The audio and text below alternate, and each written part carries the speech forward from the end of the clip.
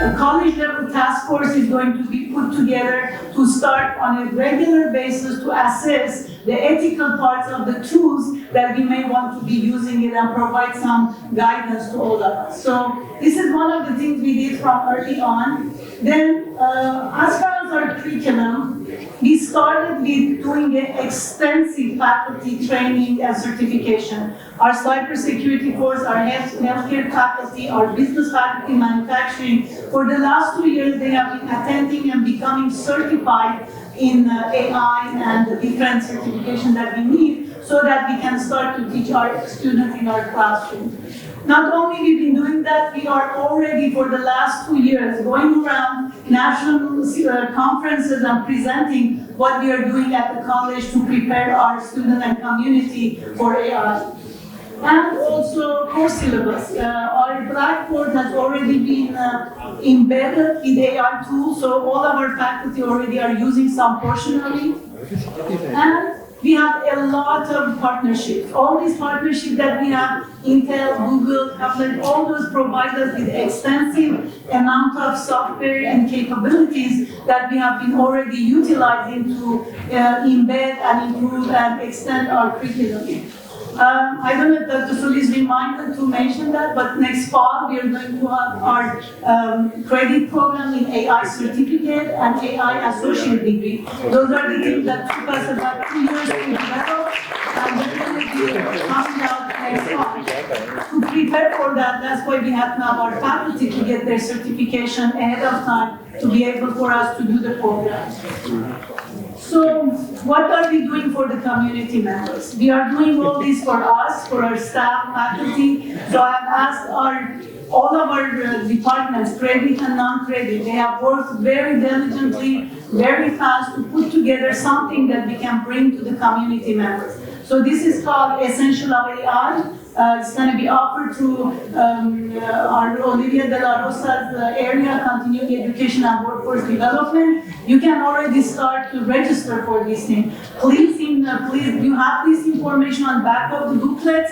We want to, our social media will start to advertise this. This has been almost a 6 month work of working together, all of our faculty to be able to provide this very important information for our community members. So this is going to be open. I encourage anyone who's interested on this to start to register. It's going to start in January 20th, and many of our expert AI faculty are going to be supporting this online self-paced module. So, as far as wanting to give a very quick lineup of the different things that a couple of our departments are doing. I know Dr. Margo talked about that, but I'm going to bring it again just for him to do a quick update on the historical background on this and things we are using that is bringing AI to this area. Thank you, Dr. Petrosian. You emphasized quick, so I'll be quick. And this is the historical apprenticeship data. You heard me speak about this earlier. We're up to, I think we surpassed $3 million recently, Dr. Petrosian, with our most recent grant. And I do want to give a shout out to Texas Workforce Commission, because they're the ones providing this funding to us to expand clinical programs. I mean, Jayson Valerio has been very instrumental helping us expand these programs, but we will continue, and this is our commitment to you all. And I do want to say something real quick. South Texas Manufacturers Association, Mike Willis is here. He helped get started back when we became our own sponsor. They were a sponsor for apprenticeship program before we were. We trained for them in advanced manufacturing in the early 2000s. So Mike Willis, thank you, and STMA for your support. And we have now just some of the highlights. Dr. Petrosian, can I wear your glasses? Yes. You don't wear glasses, okay. Yeah, okay, so. That's pretty, sorry. Some quick highlights. Construction superintendent, I talked about that. The heavy equipment operator training, municipalities that are here. The city of Weslaco was the first client that we had for heavy equipment operator training. It was a 100-hour program, received 3 different certifications, a highly in-demand training program. People who drive motor graders, bulldozers, excavators, fire departments could use this. Huge demand for that. We have an excellent instructor, and this program is going to really take off. Pre-apprenticeship programs are going to go into the different careers that have to result in a registered apprenticeship. And Sarah Hammond here from Atlas Electric, you're right in front of me. I did promise you we would develop a plumber program, not a plumber assistant, but this will be an actual plumber registered apprenticeship program. And electrician, this again, electrician is still required for 4 years thanks to TDLR, but TDLR at least reduced the, if I'm correct, the plumber program requirement to 2 years. So that's very much more doable for us. But we are going to have not an electrical assistant, but an actual full-blown electrical journeyman program as well. Project management, you heard me say that earlier, and bank tellers. Banks are really coming after us to develop programs that are specifically for bank telling and other soft skills. AI, we're talking about robotics, and you see there at the bottom middle, FANUC robotic arm. We were the first in South Texas to become a certified testing center for FANUC, which is a multinational worldwide manufacturer of robots used all over the world, especially in automotive companies. And we were the first in South Texas to become certified to offer certifications in FANUC robotics in 2016, I believe. So we continue to integrate AI. We cannot have automation and robotics like we have right now without integration of AI. It's just something by default that's going to happen, so please keep a lookout for that. Thank you. So, is that it? Yes, that's it. Next, we have under the Business Public Safety Technology Division, Erika Guerra, Program Chair, Advanced Manufacturing Program. You're right. Good afternoon. Can you hear me? Yes. So I'm going to start out really by answering the question to Mr. Hugo Avila from GDR. So in the Business Public Safety and Technology, we have launched an initiative to incorporate artificial intelligence within all our programs. And to help with this initiative, I have been designated a special assignment to work with AI integration. And I've been meeting with all of our programs. And really, the main idea there is to keep track of what is happening in industry, what are we implementing in the classroom, and to try and bridge that gap. So we are working on it, and we do have 3 departments that are really leading the way right now. So we have our business administration, and by the way, this is going to look very different across our programs. For business administrations, we do have they're hosting currently AI awareness workshops for their students. And when I say this looks very different, our other program is culinary arts. They are using AI-assisted tools used in industry for restaurant layout. And then we have our advanced manufacturing technology department. And specifically the precision machining, they're using AI applications that are used in industry and incorporating this in the classroom for simulation, modeling, and design, right before they go and manufacture the part. So these are the 3 that are leading and actually have a direct impact right now with the students, but we are still working with all the other programs to incorporate it. And then we do have another slide specifically with robotics and mechatronics. This is the one class that's really implementing artificial intelligence the most for manufacturing. This class is a partnership with Intel AI for Workforce Programs. And since this is a place to brag, I will say that we are the first, South Texas College is the first to implement this class with Intel. Now this artificial intelligence class that we're implementing, our students come with those hands-on skills with electrical components, mechanical components, pneumatics, hydraulics, and they dive right into Python programming. And the AI modeling in this one class is specific for manufacturing, where we focus on predictive maintenance, demand forecasting, quality control, AI ethics, and responsible use of AI within the data handling. Now, this class, right now, I think it's the first class that we have incorporated where we have students already graduating with the skills going out into the manufacturing industry.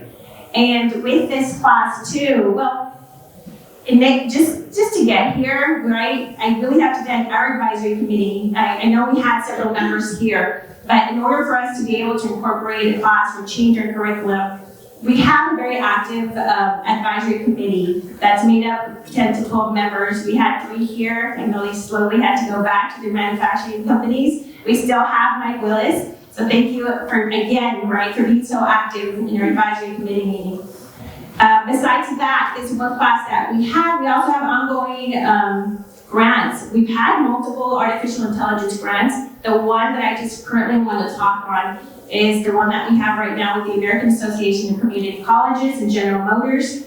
We're happy to get this one. It's a research and development grant. Most of these grants go to 4-year universities.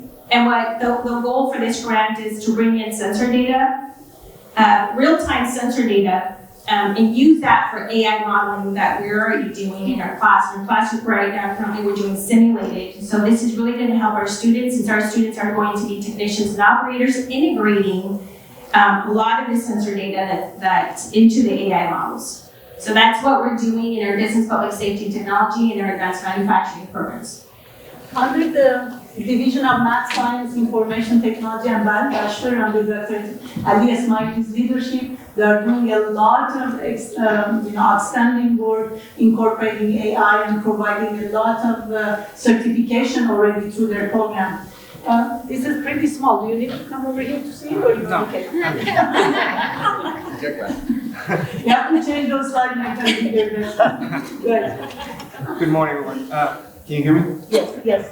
On the cybersecurity side, we're actually implementing AI, especially on the firewalls, as well as routers and switching. We're also implementing AI as well in Python as well. That way we can actually do vulnerability scans, and also to actually do scans on the firewall section as well. That sometimes it takes to scan logs hours. With actually AI, it takes seconds to actually find those logs. And also on the fall 2026, we're gonna be actually releasing a new degree in AI with a certificate and an associate's degree. And on that one, we're gonna be actually offering cloud services like for Amazon, AWS, also Microsoft Azure. And also, we're going to be implementing cloud, Google Cloud as well.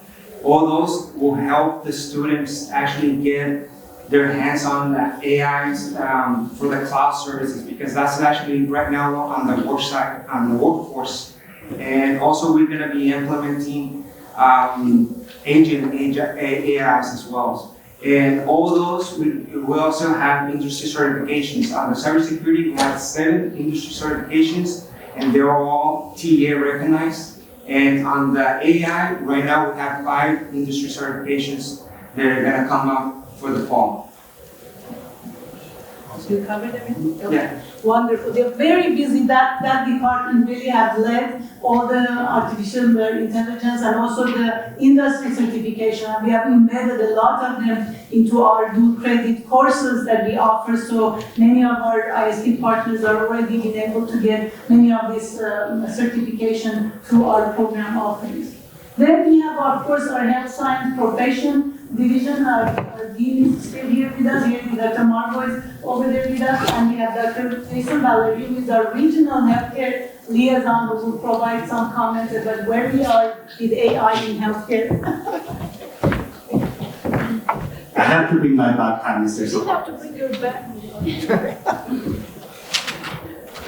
Good morning, buenos dias, mabuhay.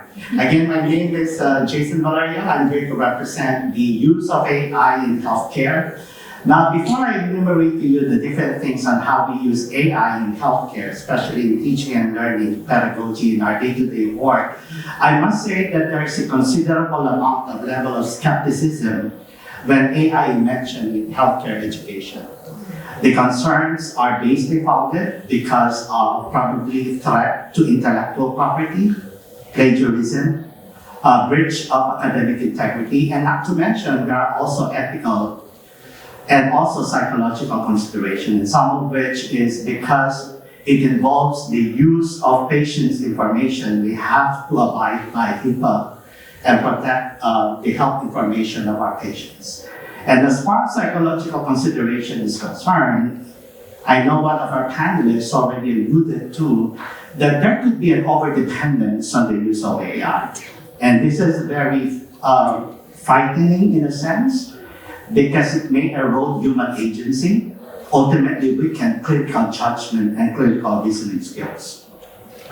Now, I'm here to represent the 120 HSP faculty on how they use AI in their teaching and learning pedagogy.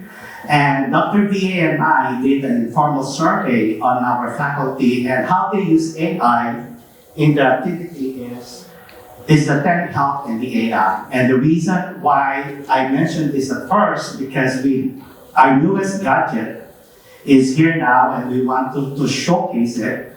And this is a part of our 1 million US Department of Labor grant that we have, that starting spring of 2026 will be offering a basic tele-AI literacy course for our students and for our community. And as you are aware, telehealth became famous because of the COVID-19, where it utilizes the rendering of services and information via technological communications such as wearable devices, remote monitoring, and with the use of AI, it utilizes computerized tools that can assist in decision-making, precision, and analysis. We also use AI. We also use enhanced virtual simulations in our simulation technology. Health assessment, after the, let's say for example, a PTA or radiology would see a patient, they would do their charting or their documentation or their assessment with the patient, and then they're gonna upload it to the AI platform. And then they will ask AI, why did I miss? How can I improve my documentation? We also use AI in generating quizzes, reviewing materials. Some of our faculty is using intelligent tutoring. Like for example, if a student is weak in fluids and electrolytes and acid and base balance, you can direct AI platform in an elementary level, can you discuss to me the concept of hyponatremia, hyperkalemia, so on and so forth. We also use AI adaptive testing, which majority of our licensure examination utilizes adaptive testing, where at a certain level, at a certain point in the computer while you're using or taking your examination, that computer already detects whether you already killed the patient or not. So with adaptive quizzing that we use or testing in our AI, our students are able upfront to have a taste of our adaptive testing. We also use AI communication through Blackboard. The VM program utilizes this one, where after each of the clinical, each student, they have to reflect on what they did for the patient. So they have to write it manually or through Blackboard, and then they will upload through the AI platform and ask AI, if I'm gonna have this patient again the next day, what would I do differently? And also we have the AI exam paper. In every major unit exam or final exam, it is imperative for us educators to let the student know their area of strength and their area of weakness. And with the click of a button with an AI exam paper, they'll be able to know the different concepts that they're weakest at, and they can do their remediation. I would remiss if I will not mention about the evolution of technology. And that's the reason why I have my bag.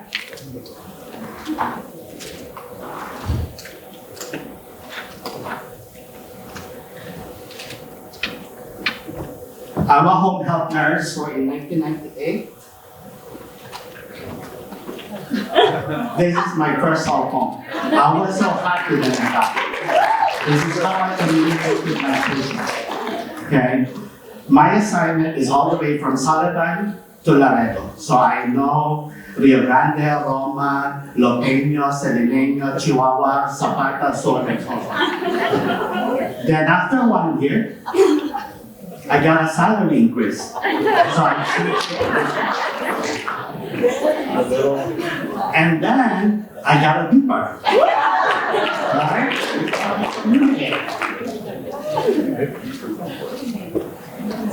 During my BSN days and masters, this is where I kept my thesis and my research project when I was a BSN. You still remember this project? Yes. And then I was upgraded to this one. Then after 10 years, I used this in clinical bedside. What I'm trying to show you that AI has been here for so many years. With this one, all I need to input is my patient's age, ethnicity, the diagnosis, the diagnostic labs, results, the medication, and with the click of a button, this machine will tell me within 12 hours of your shift, you need to do this following. If not, your patient will die. This is now the current AI in healthcare practice. The picture that you see here, how many machines do you see? More than 2, right? But the main problem now is they don't communicate with each other. As one of our panelists alluded to, the AI that we have right now is very weak. I know there are different levels of AI. Basic AI, generative AI, and agentic AI. The future of AI is what you call this second picture at the bottom. This is what I call the smart hospital suite. It has a facial recognition, voice recognition. It has a 360-degree biometrics that as soon as you come into the patient's room, hey Jayson, you are taking care of this patient, so on and so forth. You have a clinical badge that have the ability to record and also record what you say to your patient. And every time you talk to the patient and everything that we do for the patient, we have to explain it, right? Well, guess what? This is already a form of your documentation. And every medical terminology or any terms that you see that you utter in that recording, well, guess what? It will transfer to the billing department and it can bill Medicare and Medicaid right away. And that is the smart hospital. But just like what our keynote speaker has mentioned and our panelists, that as we embrace technological advancement, I hope we do not lose the heartbeat of our profession, and that is human empathy, connection, and compassion. Thank you very much.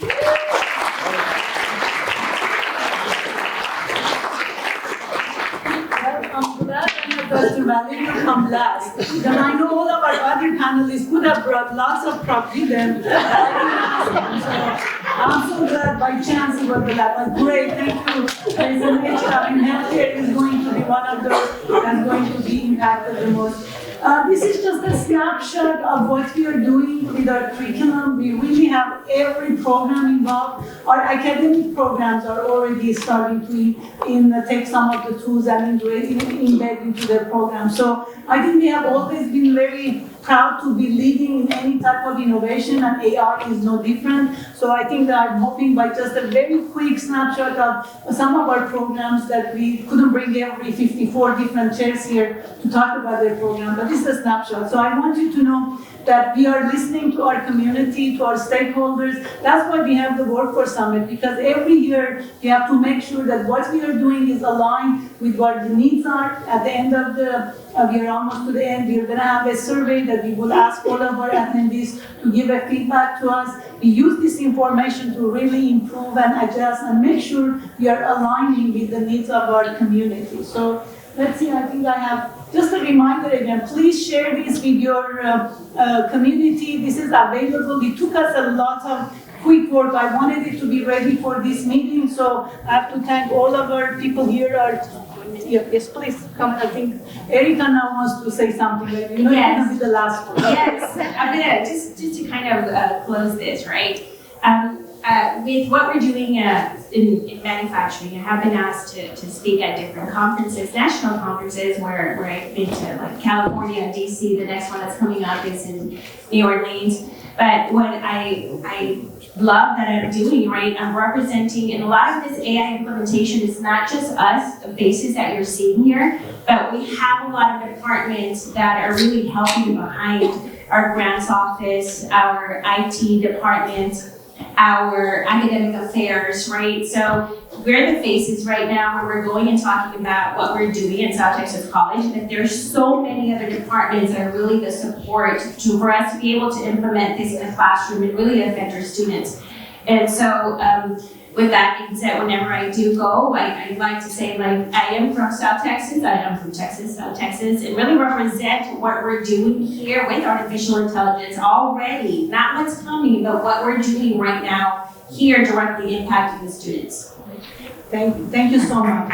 Please make sure that you listen, to give us your feedback. Thank you for all joining us today for the valuable insight you brought to this year's Workforce Summit. Your continued collaboration drives the progress we can make together. Please, before you leave, I really would appreciate if you do scan this and give us a survey of your feedback for the summit. Every time we look at them and we try to implement some changes as needed. Do you need to? You always like to say something at the end. So, thank you, everyone, and we're going to take a group picture from here. Thank you.